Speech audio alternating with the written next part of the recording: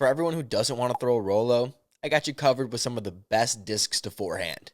I also got some help for today's video. Salutation, disc golf fans. As I, disc golf Jesus, I'm barefoot, and this is in my bag. And by help, I mean roast the shit out of his bag. Don't worry, I'll be giving plenty of forehand disc selections as that's the only way Jesus knows how to throw. I guess I could say that 3 years ago, but now he's developed something at least. I'm gonna start out with mid-rangers and putters, or as I like to call them, my backhand discs. I'm not sure what a backhand frisbee is, and don't know why you're unable to throw a driver, but okay, I guess. First one is my Envy. I have it because James Conrad hit an awesome shot with it, and that's the only reason I bag it. This is the same reason about 90% of Envy throwers have that thing in the bag, not because it's a good disc. And the other 10% are all the MVP bandwagoners that only knew this and the Hex. A Rock 3. There's no good reason to have a Rock 3 in the bag. My son and wife got it for Father's Day. Okay, there's one good reason to have a Rock 3 in the bag. Putters, both Voodoo Triple S. Is it weird to not start off and in the bag with your putters? No hate, just seems kinda odd. I've been playing disc golf with Jesus for over a decade, and he's the only person I know to stick with the Voodoos. No wonder he's still missing putts. I have my disc golf bag broken down by manufacturers. That's weird, but moving on. I have 5 grooves. I spoke too soon. 5 grooves? Really? I mean, I know it's your thing, but you have more in your bag than everyone in my club combined. To be fair, if anyone should be doing it, it's Disc Golf Jesus. And I'll say it, I think the groove is a good forehand disc. Talk shit all you want, but I'd rather see that than a felon. I bag 2 Star Halo grooves, and then I have 1 Champion Halo groove. If you haven't seen the quest for the Halo groove, definitely go check out that video. Star, Xcal. But his last Innova disc is an Excalibur, and there isn't much more of a staple forehand disc than that. There's a reason Nate Sexton's name's on it. If you're looking for something beefy that you can trust to yank on, the Excal's the move. It can handle all the torque, even in a headwind. Or, let's be real, all the Anheuser flex your body can take. On to the next brand. Clash, which is my favorite brand by far. At least I know there's some common sense in his head. I was starting to get scared after seeing his disc selections. Cookie, which just flies straight and goes with a little bit of carry off. One of the discs I'd recommend for any new person. I'd recommend the Cookie. I would say the same thing about the Cookie, although I would say for backhand. But if Jesus is giving the approval, that's good enough for me. The Ginger. Hey, would you look at that? A disc that came from me.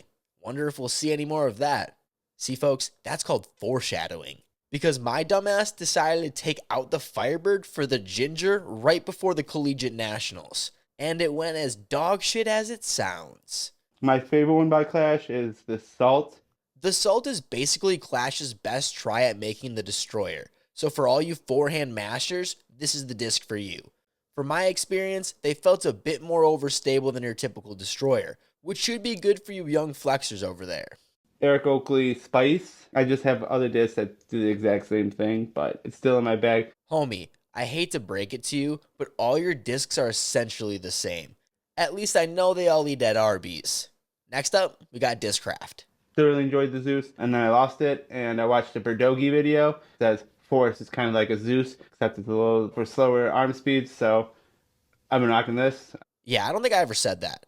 It's actually the opposite, but I might know why that Force is flippier than it should be. I think I got it from Jefferson's trunk, but I don't know for sure. You did, and I got it from a Play It Again Sports, only because it looked like a redheaded stepchild. Used and abused. My favorite type of disc. Nuke and a Nuke OS. These are the most basic Discraft sidearm discs. You got one you can put slight Anheuser on, and the other you can throw on a roller angle, and it'll still flex out for most of you.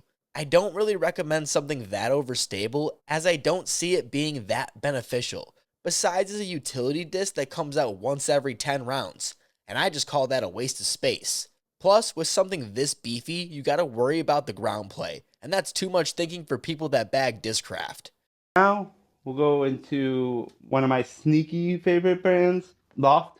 Of course you think that. Boreum has a weird beveled edge. It is awesome. This is like one of the first discs that I had that I could see myself throwing far. I'm like, wow, I throw farther with that disc than any other disc. I got these back in the day from Loft to test out the prototypes of the new technology of the Boreum. Personally, I never thought it made my drives go any longer, but I couldn't get over that hand feel. Not sure how the fuck Jesus can throw this thing forehand, but who knows, maybe it's a sneaky sidearm disc. And then Xenon, creepily good. It's like every random back massage an old man has ever given me. Wait, is that not normal? I don't know why more people don't throw this disc. It's because no one knows what Loft is. But I will say, the Xenon emulates a flat as fuck Firebird or any other board flat overstable as shit disc.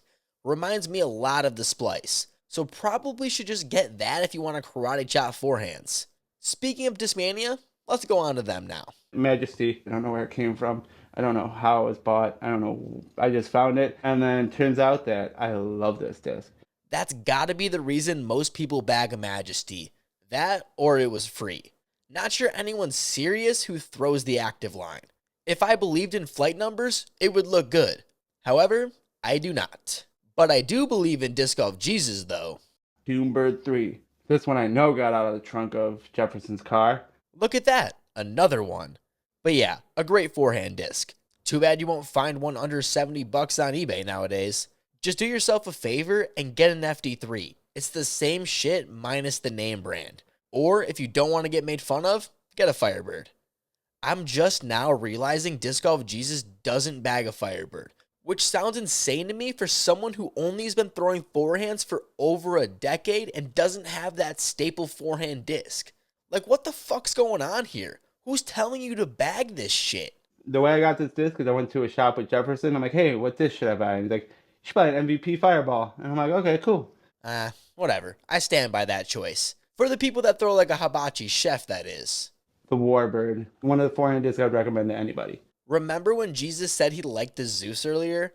I would say this disc is slightly less stable than that, which makes sense why he would recommend this to anyone looking for a max distance forehand disc, and I concur. Feels weird to say that about Lone Star, but the disc is a step down from a Destroyer, and I don't know why, but I don't like telling people to forehand Wraiths, so. That'll do, Donkey.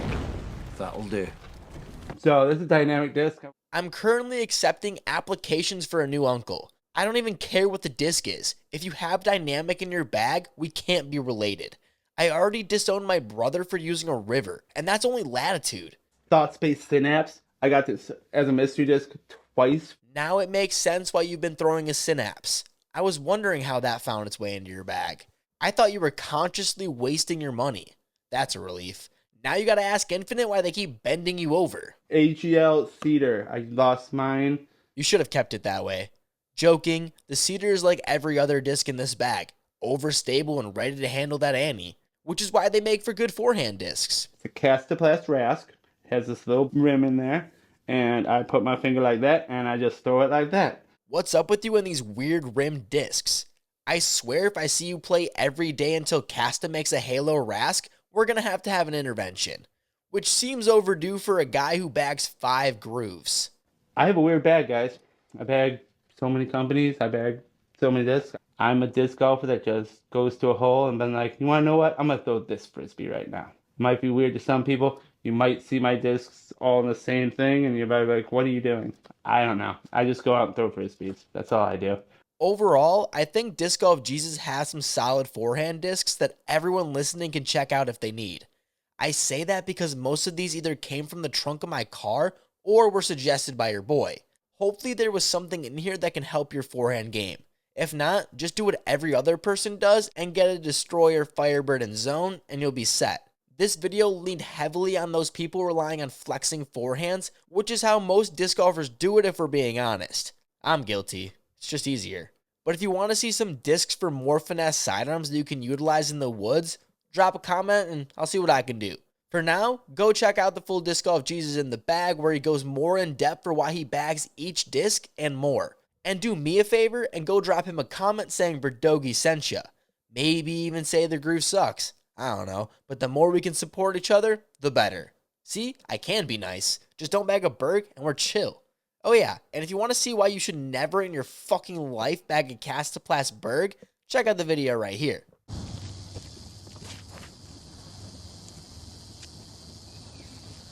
Woo! Yeah,